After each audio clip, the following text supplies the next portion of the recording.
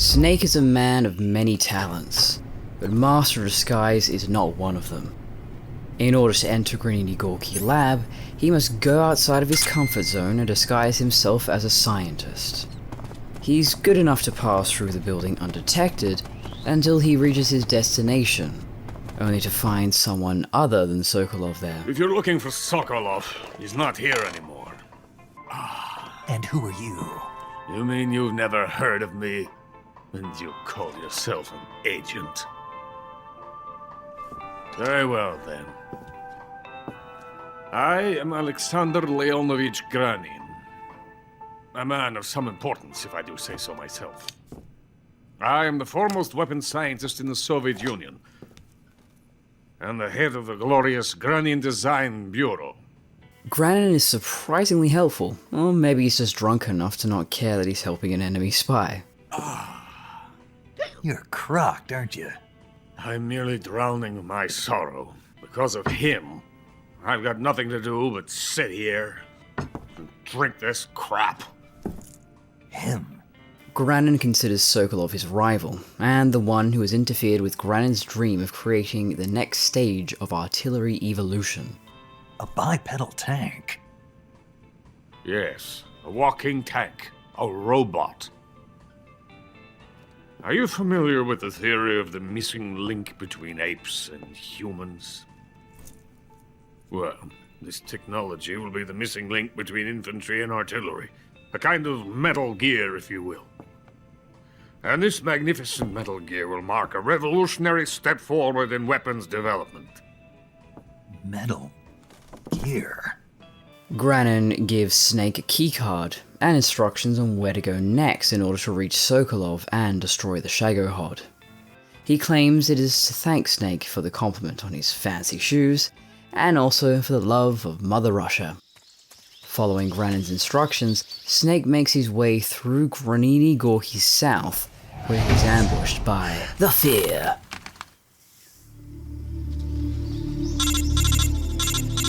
Ask the Metal Girl. You are listening to Metal Girl Solid, one woman's journey through a series she knows nothing about. I'm your host Courtney Colson, and this is episode 7. This block begins at 3 hours 15 minutes and ends at 3 hours 45 minutes. It begins with entering Granini Gorky Lab and ends with Snake about to face off against the Fear. Metal Gear Solid, or Metal Gear, if you will.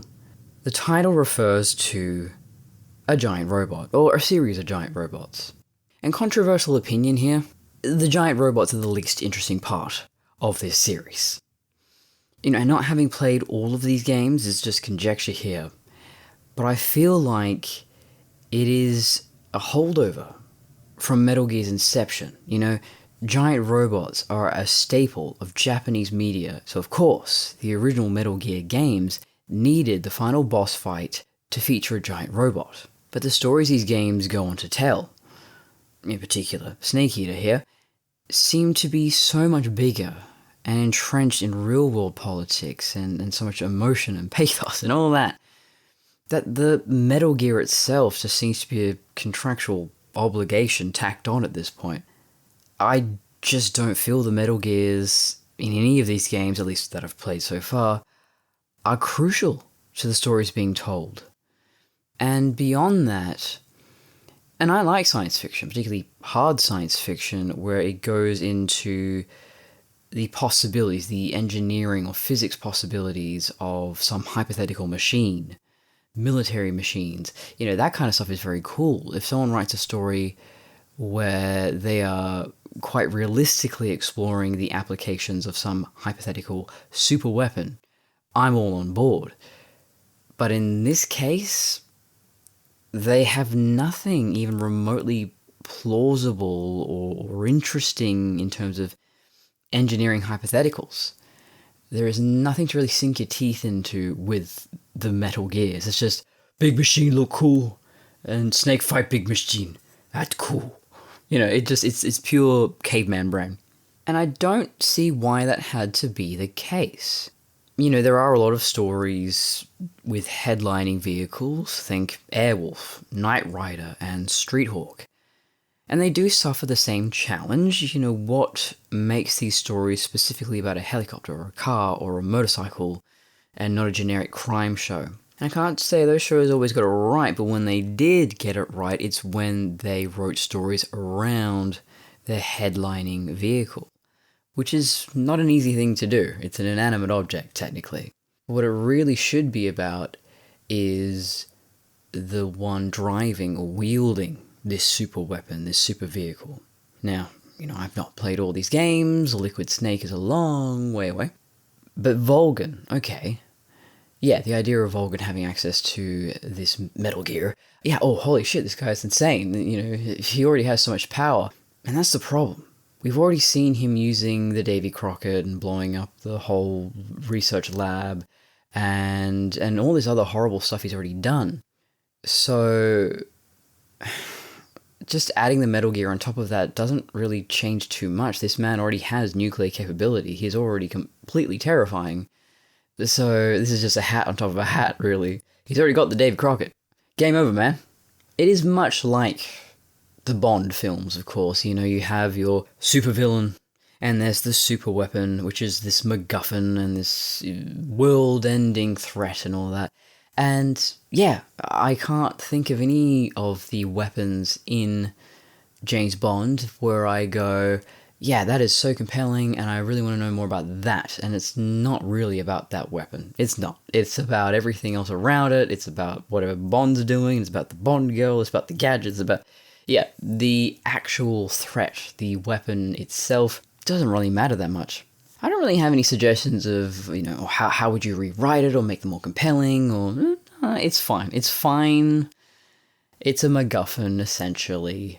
And it's just a little ironic that they called Metal Gear. But maybe I'm just speaking for myself here, but yeah, I don't care about the Metal Gear.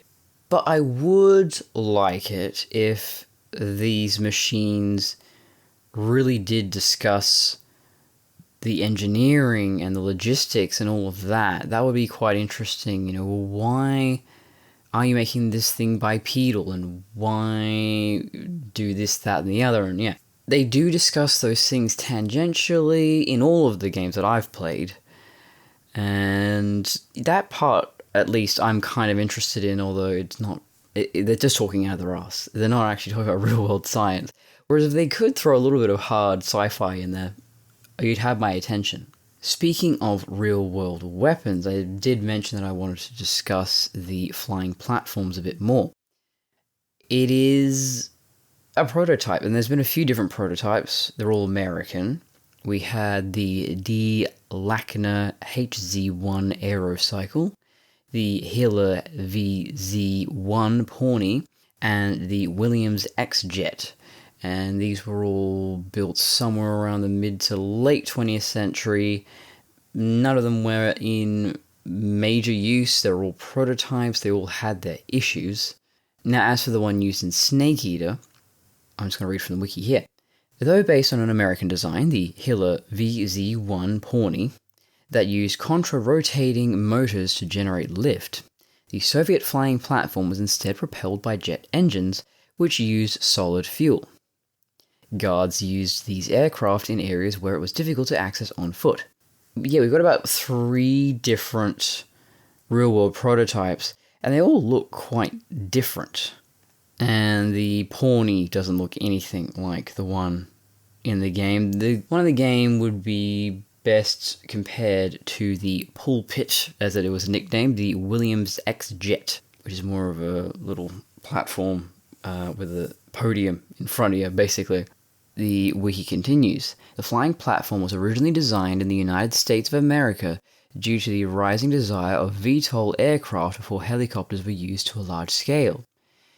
An initial prototype, the Hiller VZ-1 Pawnee, was developed in 1954, and a successful maiden voyage happened a year afterwards.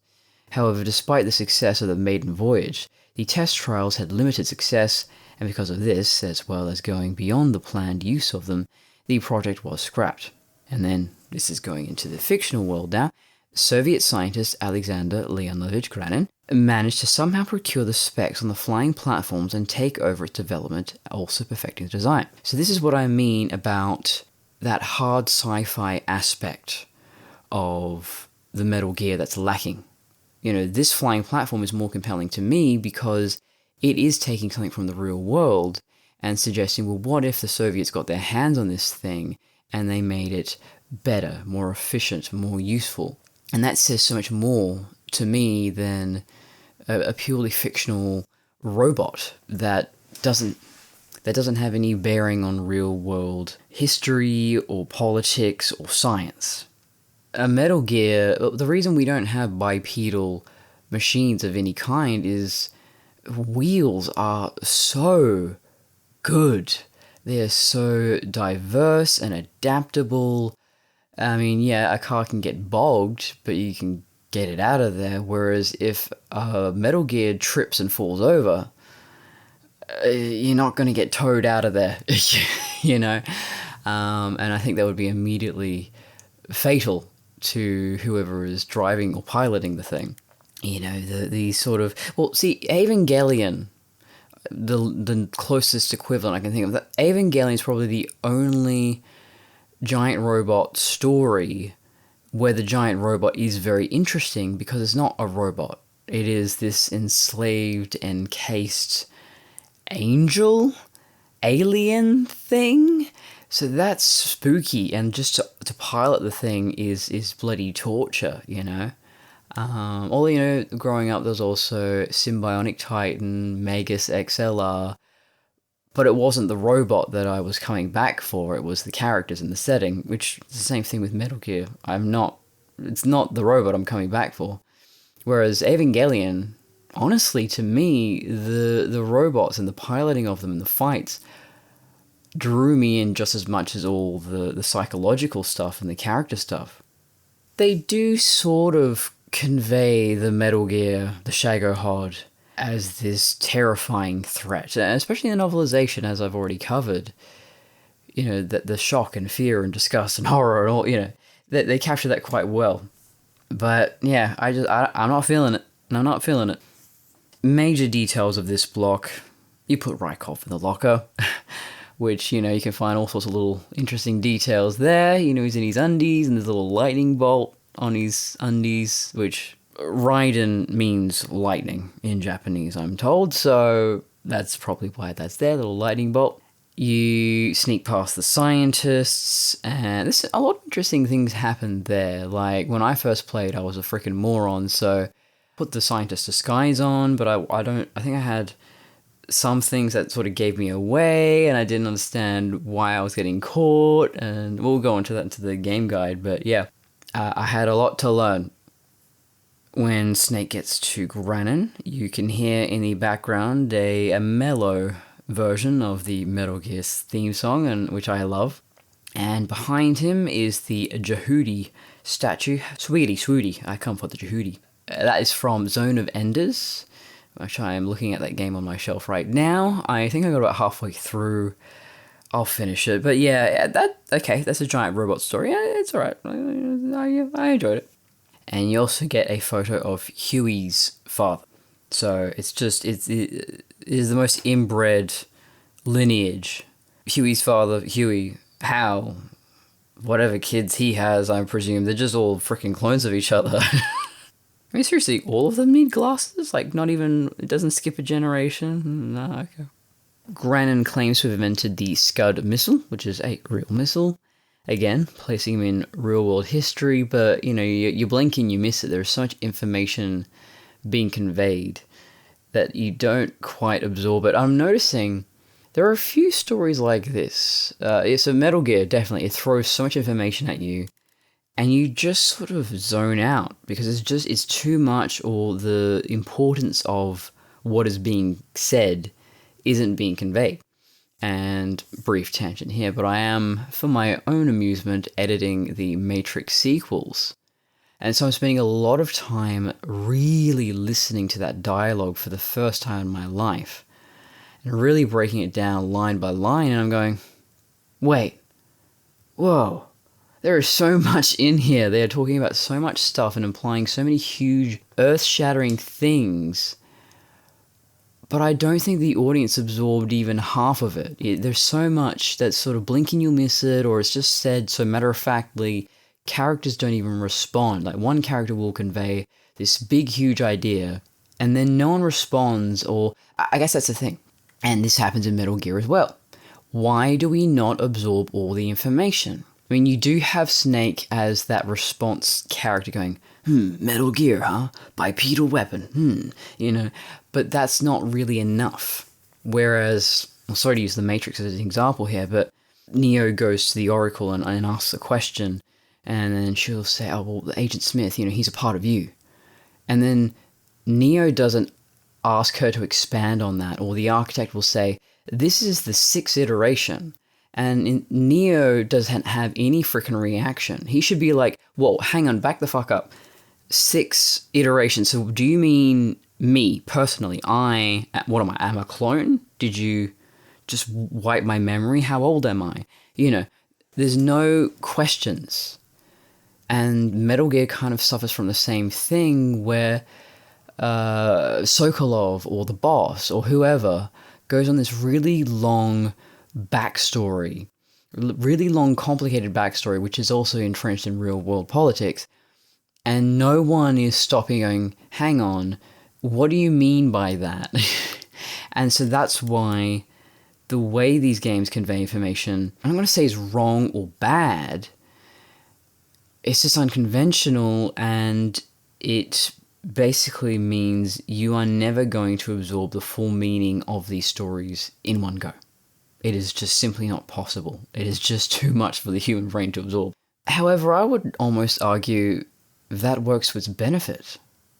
It slaps this bloody novel, this like Russian Tolstoy-esque novel, in your face, in your ears, and then you have to go back again and again and again and break it down line by line and go, hang on, what? Which is dependent on you being invested enough in the story to want to come back and to want to understand. Same thing with, there's a lot of Japanese media that's coming to mind. Evangelion, Ghost in the Shell, stories that are so dense that the true meaning of them might not occur to you for another decade of intense studying, maybe.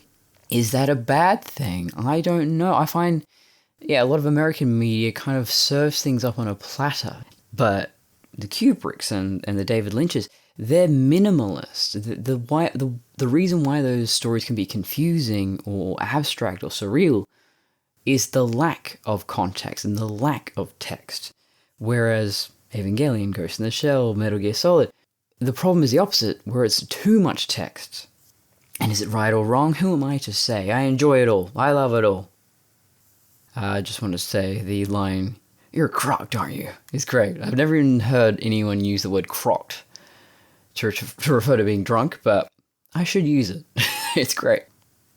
Are you familiar with the theory of the missing link between apes and humans? Well, this technology will be the missing link between infantry and artillery. A kind of Metal Gear, if you will. Kind of Metal Gear, if you will. As if that makes any sense, or that's how people normally speak. And I don't think that's a translation error, because people don't talk like that in Japan either. But this is the first time, well, chronologically, we get the suggestion that vehicles, like humans, will achieve greatness only after they attain bipedal movement. This, of course, is a laughably reductive conception of evolution and advancement, as if the ultimate form must always be humanoid, as if this is the ultimate end goal of all life. The Metal Gears are all incredibly impractical. If it were human-sized, or, under 10 feet tall, then maybe it could be worthwhile. There's sort of, these military robots, sort of soldier size or a little bigger, but when you get transformer sized, gravity starts to come into effect. It becomes a very dangerous thing to itself, to the operator, and any civilians and collateral damage around. There's a reason we have the phrase reinventing the wheel. Wheels are the perfect solution for locomotion. for these incredibly massive vehicles, the tanks, the mining trucks, the earth movers, if something weighing over 150 tons were to try to move with legs, it would send earthquakes with every step. It would always be at risk of toppling over, causing untold unintended damage. It would be very dumb, with no tactical advantage whatsoever. We see Granon's design, which it seems to resemble the Metal Gear Rex, which, of course, I don't know anything about, but I have seen in Metal Gear Solid 1, I believe. Look at these. Nice shoes. No, legs. Legs that allow it to go anywhere. Just as when humans learn to walk upright. Or, a fucking helicopter. We have those, but they had those in it's the fucking 60s. I mean, the Vietnam War was fought with mostly helicopters. It is like 90% helicopters. So, I would love it if they could at least come up with some kind of semi-plausible argument for this humanoid form. Now, if this was an autonomous robot, maybe then I could see an explanation. I really cannot think. What excuse could they come up with that I would believe, and I would think, yeah, okay, fair enough. No, there's a reason why we don't have walking robots in real life. But I mean, we got exosuits. We are working on these sort of exosuit things, but again, it's around the human form. It's around human size.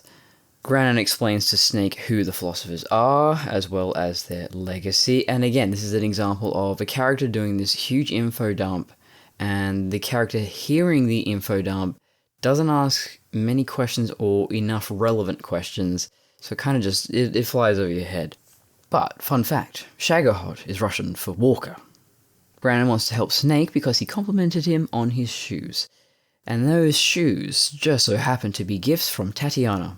There are all these little plot threads that are nicely connected through this game, I will say. It flows quite nicely, there's nothing forgotten or dropped, it all flows. Those shoes will be seen again later in very different circumstances, so Granon directs you to an underground tunnel. He wants you to remove that idiot, Sokolov. Just want to note that Snake's scientist disguise has his face on his ID, so the Rykov mask is an illogical choice if the player should choose to use it. Granon directs you to the electric buzzing red door, which we saw earlier, and this will lead you to the passage in the mountains. Granon then speaks of his love for Mother Russia, and his final word is a toast to capitalism. Then there's more wandering in the jungle, and then the fear.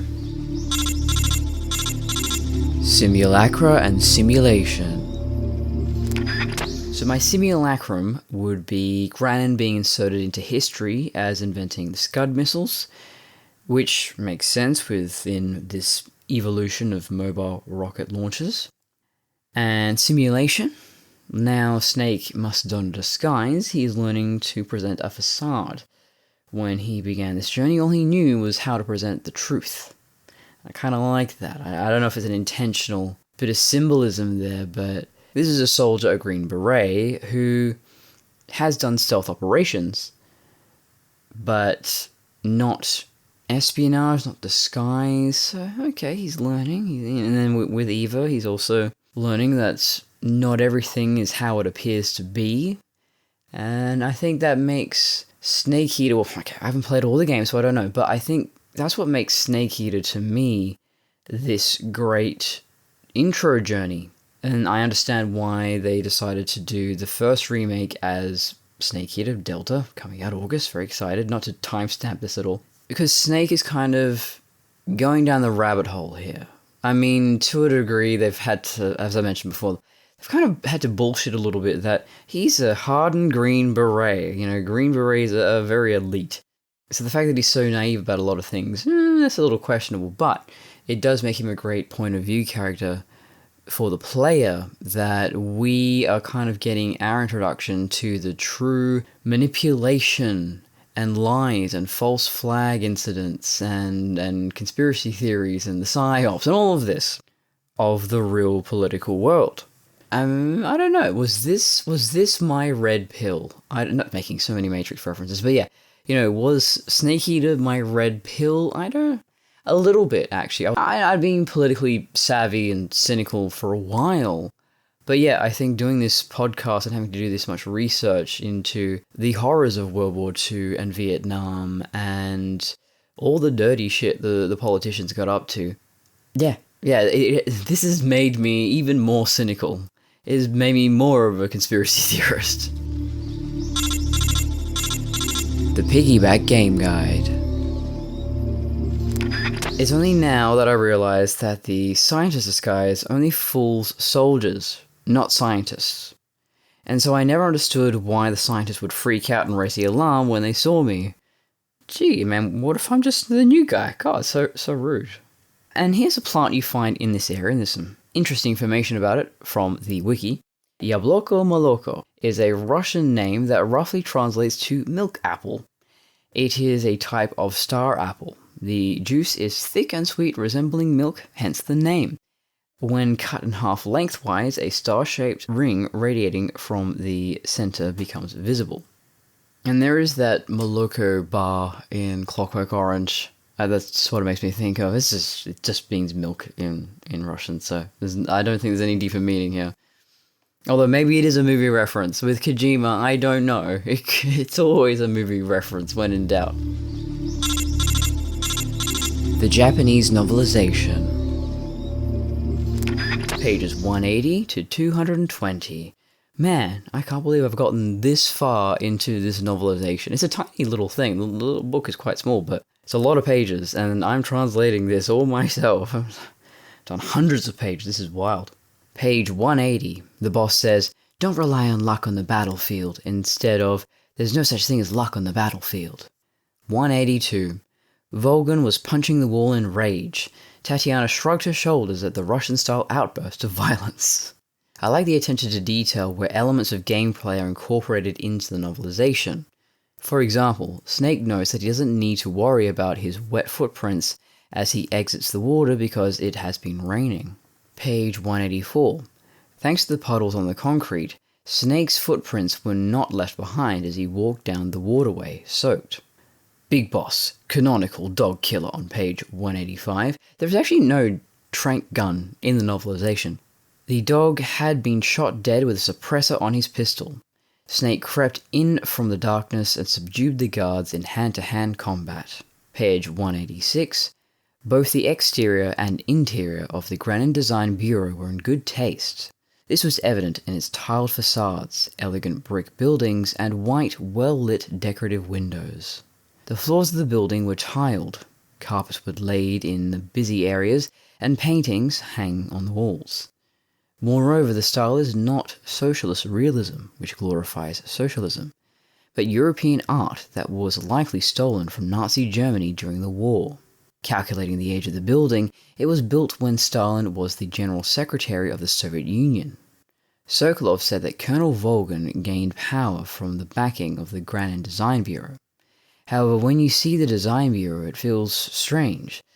The building is a very luxurious facility. It seems strange that such a well-funded design bureau would back a mere GRU spy master. Page 187. Major Zero is also hiding something. Snake is not a hero who can save the world. He's just a specially trained soldier who is caught up in the tail of a huge conspiracy.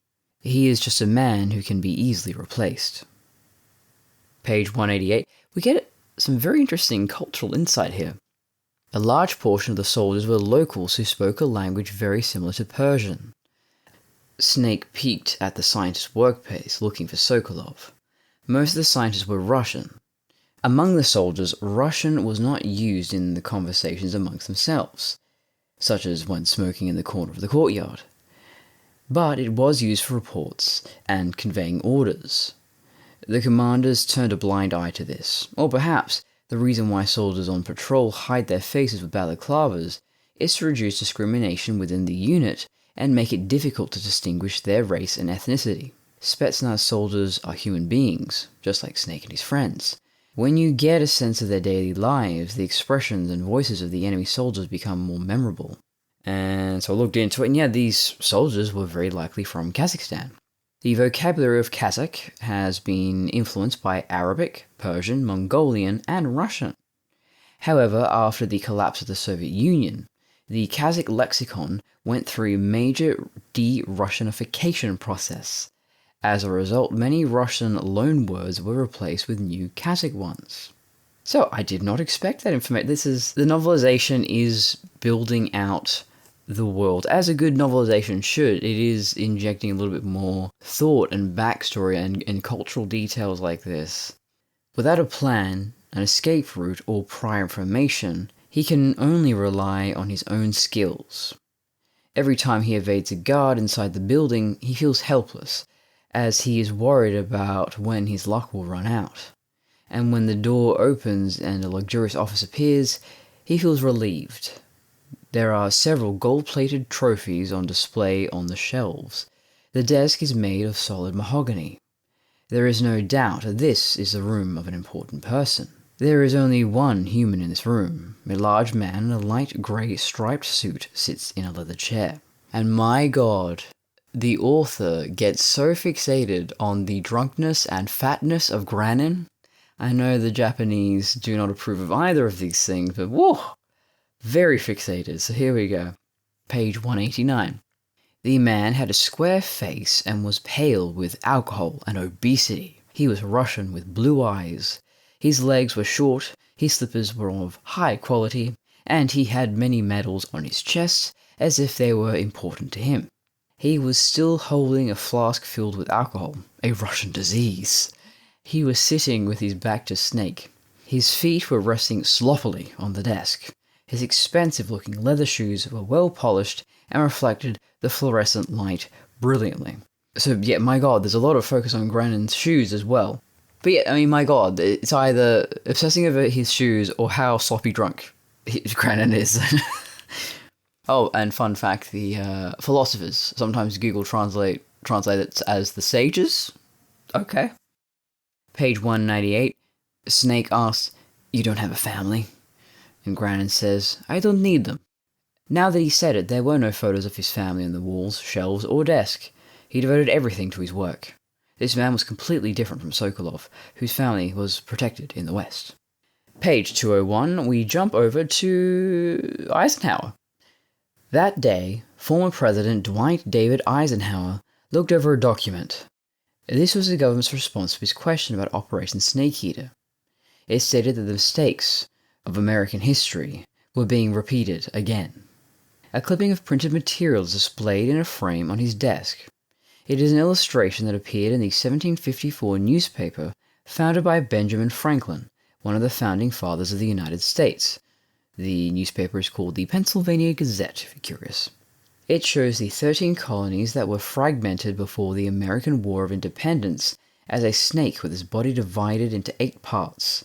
The phrase "join or die" is written upon it. After that, the colonies became one united snake and joined the British Empire. And, I mean, this had me surprised. I'm going, wait, it was a snake? Really? I mean, I guess it's a fairly common symbol. You know, there's the "don't tread on me" symbol as well, but then joining the British Empire, what do you mean? So I had to look into that. I am quoting from the constitutioncenter.org here. On this day in 1754, Benjamin Franklin published one of the most famous cartoons in history, the "Join or Die" woodcut. Franklin's art carried significant importance at the time and is considered an early masterpiece of political messaging. At the time, Franklin was a publisher of the Pennsylvania Gazette. He had also been chosen as a delegate for an upcoming conference in Albany, New York, to deal with a combined threat to the British from French and Indian forces. During what later became known as the Albany Congress, representatives from 6 colonies, Connecticut, Maryland, Massachusetts, New York, New Hampshire, Pennsylvania, and Rhode Island, were going to meet to discuss the French threat and work on a treaty with the Iroquois Confederacy. As the Albany Congress approached, Franklin was concerned about a recent military loss to the French, and he was clearly pondering a colonial alliance to confront more French aggression. A few days after the small military defeat, Franklin published an article about the loss, as reported by a young major in the Virginia Regiment, George Washington. It is likely that Franklin himself didn't engrave the etching since he was busy with a political career. The Join or Die cartoon also wasn't the first political cartoon he had published. Franklin had done another cartoon for his pamphlet in 1747. A severed snake image in 2 pieces had first appeared in a 1685 book in France, accompanied by the words, "Will join or die." I'm not going to say it in French, I can't do that. And Franklin might also have been inspired by rattlesnake images drawn by nature historian Mark Catesby. The emblematic image gained considerable attention as the Albany Congress approached. In later years, the Join or Die cartoon resurfaced on important occasions. The emblem appeared in colonial newspapers during the Stamp Act crisis. Versions of the snake cartoon appear in newspapers during the American Revolutionary War, sometimes as part of a masthead. And the snake cartoon was used by both sides of the Civil War. Which is ironic. Both sides are using this image of, join or die and divide. And they want unity. They both want unity, but only in their own terms. But expanding on that conversation, but also returning to novelization, how's that? Page 202 claims that the boss herself met Benjamin Franklin. This is one of those lines I checked again and again and again. Like, no, she met Benjamin Franklin. Okay. And yet, generally, aside from that little detail, I'm going to say, Satoshi Hase, the author, I'm generally impressed by the amount of historical and cultural context that he's throwing in here for us. He's gone that extra mile that he doesn't need to. But this chapter does have a great little bit there, giving us more backstory on the boss.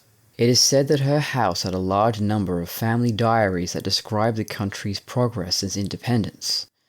Inspired by records that would have been first-class historical documents if they were ever made public. She loved history. For her, American history was the history of her family, those who had shed blood and died for this land. All the superior officers she met during the war unanimously agreed that the boss was special. When she spoke of history and the country, her words carry the weight of them being her own. It speaks of Eisenhower's regard for the boss and his regret that he could do nothing to intervene with Operation Snakeeater.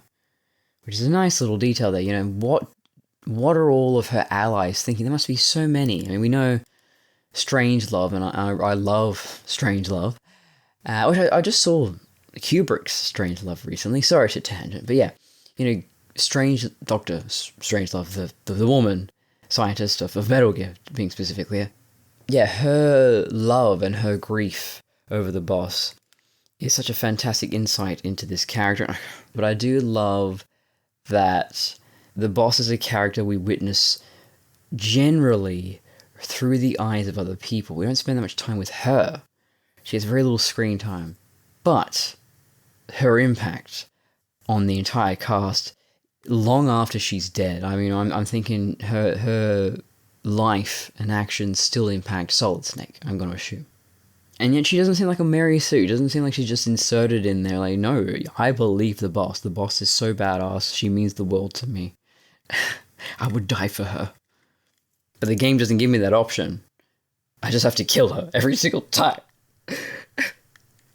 This chapter also contains a reference to the Gulf of Tonkin, which was one of the first acts that brought the United States into a more direct conflict with Vietnam.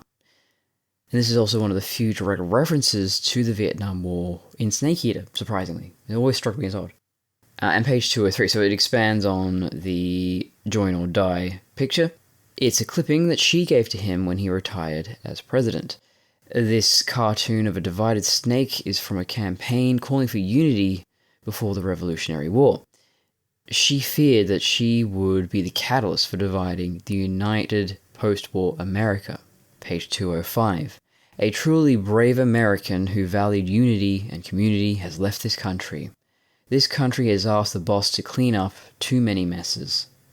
Then we get a flashback to the Fear's history with the boss. This is set in France during World War II, so it must be leading to Normandy. The Fear's backstory isn't too interesting. He is from a family of hunters. He spent a lot of time in the forest alone because he was shunned for his freakish appearance. And yeah, nothing particularly revelatory there. So I might not be doing an audiobook of that particular chapter. Well, that about covers it. Over and out.